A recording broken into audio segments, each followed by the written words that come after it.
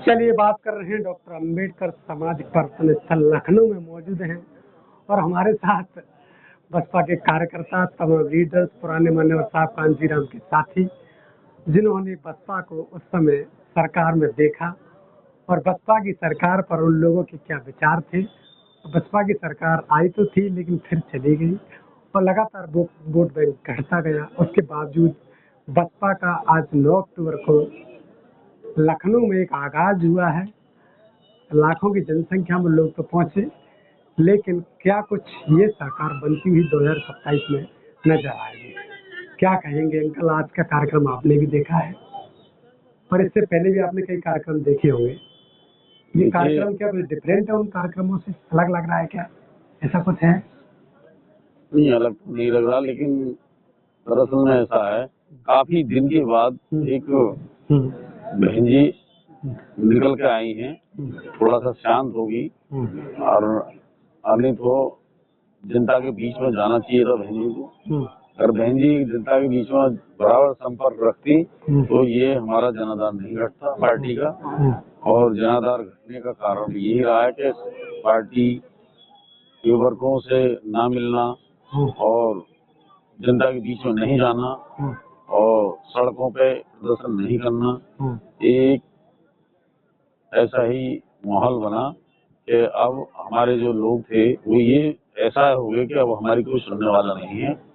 इसलिए उन्होंने फिर बट गए और एक बीजेपी की एक चाल रही है कि उसने हमारे ही अपनों में से खड़ा कर दिया जो वोट काटने के लिए तैयार हो गए। और जबकि हमारा जो वोट परसेंटेज था दिन पे दिन बढ़ रहा था, लेकिन ये मनोवादी पार्टियों ने मिलके हमारे उसको मिशन को बहुत खराब कर दिया, जो हमारा मिशन अधूरा रह गया। धरना प्रदर्शनों से न करना, बसपा की जब सरकार आई उसके बाद से बसपा ने ये सभी चीजें छोड़ दी। धरना प्रदर्शन हो, वाम से डीएक्टिव हुई और धीरे धीरे बसपा का फिर गिराव करना शुरू हो गया। अगर ये फिर से शुरू हो जाए तो बसपा क्या लौट सकती है? जी हाँ, लौट सकती है। एक और बात ये सामने आती है कि तमाम लोगों ने आज इस स्मारक में आप बैठे हैं। 2007 के बाद जब बहन जी की सरकार बनी, एक नैरेटिव बनाया गया कि मायावती ने पत्थरों में पैसा लगा दिया। देखिए, ये तो बजट का मात्र 1% ही नहीं लगा है, लेकिन दरअसल में कि निम्न जाति की होने के नाते इस पे आरोप लगे गए। अभी माननीय मोदी जी ने एक ही जो मूर्ति बनाई है उनकी, क्या नाम, पटेल जी, तो वो तो कई गुना लगे, लेकिन उसमें कोई प्रकार आरोप नहीं किया गया आज तक भी। वो भी तो पत्थर है, वो भी तो पत्थर की मूर्ति है, उसमें भी तो पैसा खर्च किया है। लेकिन ये जो भोला भाला समाज है ये गुमराह बहुत जल्दी हो जाता है और इसको बता दिया कि पत्थर में पैसा लग गया तो लोगों ने माना यार मायावती ने हमारा तो भलाई नहीं किया, उसने तो पत्थरों में पैसा लगा दिया। देखिए, इसमें टाइम में थोड़े शिक्षित लोग थे, जैसे जैसे बढ़ रही है ऐसे ऐसा हमारा समाज समझ रहा है और जनाधार बढ़ रहा है। इस चीज का भी थोड़ा असर था। देखिए, जिस जाति का इतिहास नहीं होता उस जाति को कोई बूझ नहीं सकता। ये बहन जी ने बहुत अपने जो इतिहास को बनाया है, ये एक बहुत आगे चल के हमारा समाज याद रखेगा और हम कह भी देंगे कि हाँ, हमारा बहन जी ने इतिहास बनाया। नहीं, हमारा पहले इतिहास ही नहीं था।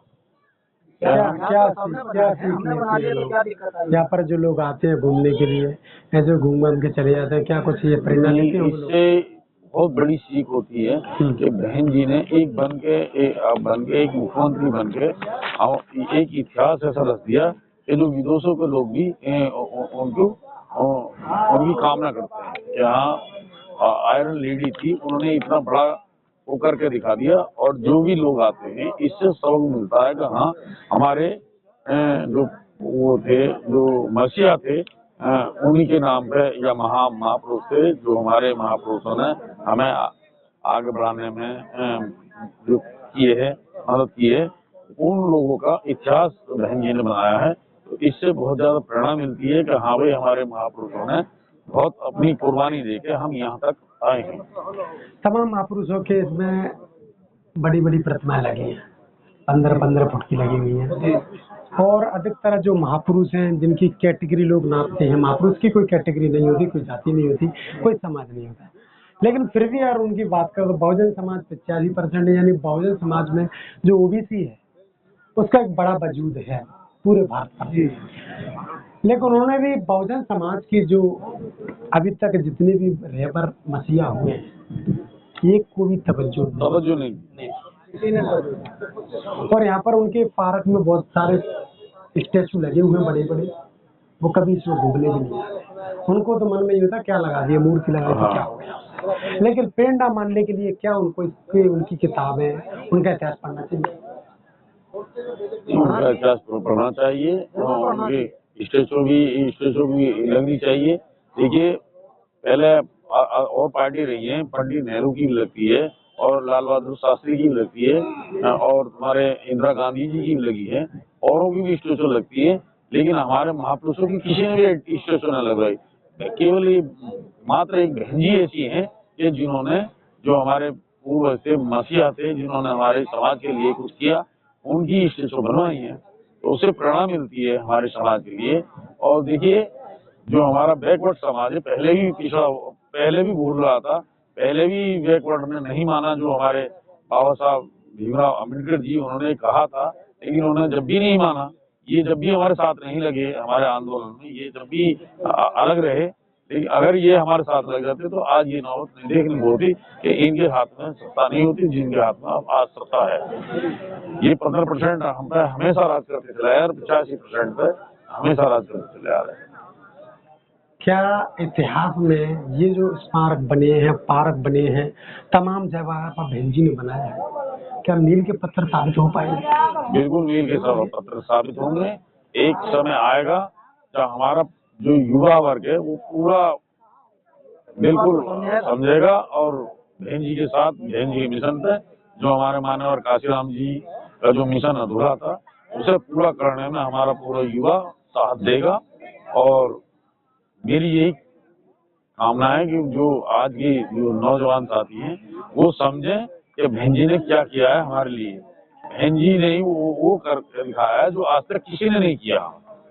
एक बात और आपके सामने है, सभी लोग जानते हैं कि जो प्रतिमाएं लगाई जाती हैं वो महापुरुष होगी, तमाम ऐसे लोगों की लगाई जाती हैं, लेकिन बहन जी जिंदा होते हुए भी अपनी प्रतिमा लगाती है। तो लोगों के मन में ये भी है, दो चीजों के तरीके से आप देखिए उसको। एक तो इस तरीके से देखिए बहन जी ने जिंदगी में अपनी प्रतिमा लगा दी, दूसरे इस तरीके से देखिए कि भविष्य में क्या पता अपनी सरकारें नहीं है, बहन जी एक महापुरुष बन रही हैं और भविष्य में क्या पता बहन जी की प्रतिमा लगी या नहीं लगी। आपने किस प्रकार से सोच रहे हैं? दोनों डिफरेंट है। ऐसा है हकीकत में, जो हमारे महापुरुष थे, इन सरकारों जो मनुवादी सरकार है, इन्होंने आज तक हमारे महापुरुषों को कहीं भी महत्व नहीं दिया। तो इस बात को मानते हुए, ध्यान में रखते हुए बहन जी ने आगामी अपनी स्टैचू लगाई और स्टैचू लगाने का भी एक माननीय काशीराम जी की वसीयत थी। वसीयत के आधार पर इस स्टैचू को बनवाया गया। तमाम जगह पर आप देखेंगे, चाहे ग्रेटर नोएडा हो या लखनऊ हो, और इन जगह पर बड़े सैलानी आते हैं देखने के लिए। पहले शायद लखनऊ को कोई जानता नहीं होगा, बहुजन समाज के लोग, SC ST OBC माइनॉरिटीज के लोग, लेकिन जब से स्मारक बने हुए तब से यहाँ साल में लाखों लोग आते हैं। यानी बाबा साहब का जो जन्म दिवस है, जयंती है, तमाम महापुरुषों की जयंतियां हैं, तो इन स्मारकों में लोग घूमने के लिए आते हैं, छुट्टियों में भी लोग घूमने आते हैं। इसका जो रेवेन्यू है और इससे सरकारें इसकी डेंटिंग पेंटिंग नहीं कर पाती। यानी इस जगह पर लोग बताते हैं कि ये लखनऊ का ये एरिया है, ये सुनसान वाला एरिया, यहाँ पर कुत्ता भी नहीं आता था। इसको तैयार किया गया पूरी तरह से, गोमती नदी का किनारा है, डेवलपमेंट किया गया, उसके बाद इस किनारे पर ये जो बनाया गया समाज परिवर्तन, इससे सरकारों को क्या दिक्कतें हैं जो इसका विकास नहीं कर पाती? हाँ, दिक्कत तो है। इनकी मानसिकता, ये जो मनोवादी सरकारें हैं, इनकी मानसिकता पहले से ही हमारे प्रति खराब रही है। वो ले लेते हैं, लेकिन अगर हम अपना हक मांगते हैं तो उस हक देना, कभी हमारा आज तक हक नहीं दिया इन्होंने। और ये तो जो बहन जी को बदनाम करते हैं कि हाँ जी बहन जी ने पार्क बनाए, और वहाँ एक पूर्व में एक मुख्यमंत्री थे मुलायम सिंह जी, उन्होंने कहा था कि IRC का अड्डा बनाए, जबकि ये गलत है। बहन जी ने वो काम करके दिखाया, तो इससे तो रहमुना बढ़ता है। जितने लोग आते हैं, इसे देखने आते हैं, देश विदेश से तो आते हैं, उससे टिकट जो होता है वो उससे पैसा आमदनी होती है तो हमारा राजस्व बढ़ता है। तो हमारे उसके बावजूद भी इसका सरकार है, जो मनवादी सरकार है, वो रख रखाव भी सही नहीं रखती। क्या कहना चाहोगे पार्क के बारे में? आने वाले भविष्य में इसको देखने के लिए, लोग पिंडा लेने के लिए आप उनसे अपील कर सकते हैं। इस पार्क का आपको क्या खास अच्छा लगा उसके बारे में? देखिए, मैं तो ये चाहता हूँ कि हमारे लोग सबसे ज्यादातर कम से कम 70% एक मेला वो लगता है, क्या कहते हैं, 14 को जो लगता है, 14 अक्टूबर